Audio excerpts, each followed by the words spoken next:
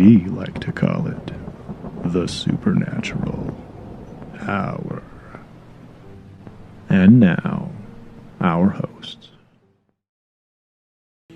One of the things I was wondering about, and we ran into this in an investigation just a few weeks ago, was the idea, you talked about, can children see spirits? You hear lots and lots of stories about children and their invisible friends. Right. Is that a spirit, a child spirit, or is there someone there that they're actually seeing? Because we had that in an investigation, like we said, a couple of weeks ago, and the spirit guide was the name of the child's invisible friend when they were young. And now they're in, she was 15, 16, something like that. Right. Way too old for an imaginary friend. And because imaginary friend is a very brief period of time. And the thing about kids is you get that age where they're just starting to talk, between ages of 2 and 4, when they just say those really cute, super innocent things. But I'm sorry, sometimes your cute little toddler can be super creepy and say super creepy things. So my oldest, when he was in that age, about 4 years old, he was outside playing. And the house I lived in had a fence all the way around it, and I could see him while I was doing dishes. And my mom would say, just let him, kids need to be a little on their own. As long as you can see him, he can play outside by himself. And I had about 800 heart attacks. But I could see him, and I thought, okay, I'm going to be a good mom and give him a little bit of free range. And so he's outside playing, and a few minutes later he comes in and he goes, Mom. And in the house that I lived in, there was the log cabin that the pioneers built in 1849 when they first came. And the new main house was built? In 1879. 79 or something. Okay, so the house was old, definitely haunted. We can talk, that could be a whole other podcast, my haunted house. But he had been out by this log cabin. And he came in and he said, Mom, who are the old people in the rocking chairs? Now, to a 3-year-old, someone that's 35 is going to be old, right? And we had some neighbors that were probably at the time in their 50s, mid-50s. And so I thought, he's talking about them. And I said, it's these people. And he goes, no. And I said, well, show me where they were. And so he took me by the hand. He took me out to the corner of this cabin, which was nowhere near the fence that we would share with our neighbors. He says, they were right here. Who are they? And I thought, well, they're the ghosts. But I'm not going to tell my 3-year-old, well, they're just the ghosts. Don't worry about it. And, so that was fun. Have you watched that program, Psychic Kids? I have not. That played on A&E. That, I think that played a few years ago, and it went across a bunch of different kids that could see spirits and how that was affecting them because they would be terrified, not knowing why these spirits would be coming to them to get help. It was a pretty good show. It would help and teach the children how to use their gifts. But in one of those, there's also the children who remember their past lives. So they're seeing ghosts basically of themselves in previous lives. Have you ran across some of those? I have not personally, but I have heard stories. There's some pretty good stories. They're pretty cool. So I am not a child psychologist in any way, shape, or form. I have 7 children, but, they're all different. And you think you get one figured out, and the next one comes along, and you got no clue. Doc's like, I'm laughing because it's so true. It's painful. But I would suggest if you have a child that's, saying that they're seeing something, 1, don't overreact. Go check it out. And then I would just keep an eye on it because it's a phase and it will pass. If you don't overreact and it's a phase, it'll go away eventually. Right. One of the things I was thinking about too is that a lot of these kids who claim to see spirits that are sensitive, there's some attributes sometimes you see with these kids. They tend to be a little high anxiety. They get emotionally drained easily just from encounters or seeing, interacting with people that have claimed to be sensitive. That's kind of the general feels that they're empathic. Sometimes other people's emotions can just be a super big, energy suck for them as well. Right. So you just need to be careful how you approach it. Just don't get too emotionally freaked out. Very calm, ask them to show you, and then just kind of watch. My youngest had an imaginary friend for about 3 or 4 months, and then it went away.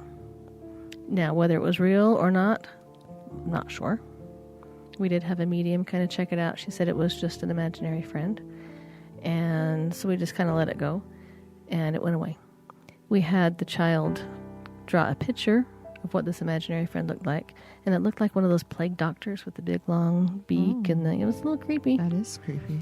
So either we had a really creepy ghost in our house, or my daughter just has like this super creepy imagination, one of the two, but whatever. When my son was young, probably 7, 8, he had bunk beds, and he could feel something below pressing on his bed, and it would terrify him to the point where he would quit sleeping in that top bunk. And he would tell me there was one time when we used to have landlines that were hooked to the wall, and I was on a landline and I was pacing back and forth in the hall talking on the phone, and he could see some ghost walking behind me, giving me rabbit ears behind my head, and my son would just sit there and laugh at him.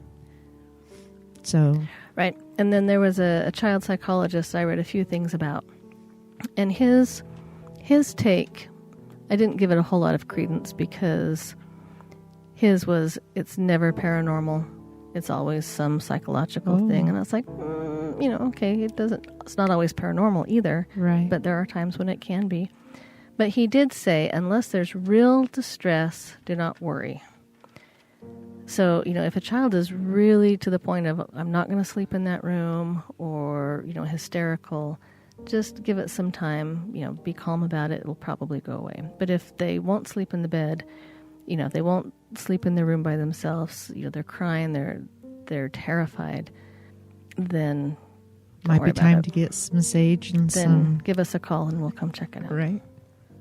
Oftentimes when children see spirits, there's a few times where it's something scary that they don't know what it is. But I think most of the time when a child sees a spirit, they claim to see dead relatives. Have you guys heard these stories before? Mm. Yeah, I think that would make sense, because that's, kids haven't been on the earth that long. They don't have a lot of relationship connections, and maybe the tie to family is pretty strong. Right, and my religious beliefs are that they're so innocent that the veil, as I call it, is thin. They're more apt to see things because of their innocence. More, like you said, a little more susceptible to see things. But one of the interesting things researchers have found is oftentimes when children see these relatives that have passed on, they're relatives that have passed before the child was born. And there's no way they would know. So there's one story that goes, this lady had a daughter who's 3 years old, and she started telling the family that she was being woken up in the night by a man who would tickle her feet. They just figured, she's dreaming, she's just having this recurring dream every once in a while. And then one day, they were just going through some pictures, and they found this picture of what would be this child's great-grandparents on their wedding day, so they would have been younger. And this little 3-year-old pointed at the grandfather and says, "That's him. That's the man who tickles my feet." And this grandfather passed away when the 3-year-old's mother was 6. Oh, wow. Yeah, so there's no way that little girl would have known this man. It wasn't a memory of, just some little vague memory from when she was little, because she was little. Right. But this man passed away when her mother was about her same age. Wow. And a man named Tucker, I don't know, I should have written a little bit more of who he was. Just Tucker. So Tucker says, when you start to hear enough stories like that, where he does, you start to say, there's something to this. And, some people can poo-poo it, but there's several people out there that have said, I've heard so many stories that there's something to this. Oftentimes kids will grow out of it. So if it kind of creeps you out, your child's sensitive. Most of them are, I believe. And most of the time it goes away. Sometimes it doesn't. And those are people that are, mediums and sensitive. Sometimes it goes away and it can come back if you work on that. Yeah, I was thinking as we were talking about that, and the idea of children being able to see things and and entities and that kind of thing. And it gets back to me a little bit of The Sixth Sense and that movie where the young boy was able to see things and hear things, and it's very interesting. I wouldn't call it a paranormal documentary, but I think it's got a lot of really good things about it. Of what are they trying to communicate? What are they trying to do? Right. When it comes to sensing spirits, you'd probably be Bruce Willis and not even know you're dead. Spoiler alert. If that spoiled that movie, you need to get caught up on your movies because it that's was old. 20 years ago, maybe. Something like that. I'll take a Wow. look at this. But Really? yeah, Was that 20 years ago? I don't know. We'll Maybe find out. more. Oh, my. Yeah, but Chad would Oh. totally be Bruce Willis at that point. That's about Great. how good your spirit sensing acumen is. Mine too. I mean, I'm with You're you right in there that with boat. me, I know. I'm with you in that boat. So I have some stories. You want to hear some stories? Let's hear some stories. Okay. So this one's called The Pajama Clad Boy. So there was a family and they were looking at some condos to buy. And they had a little girl, her named Claire, and 3 years old. Not the same 3-year-old as before, different 3-year-old.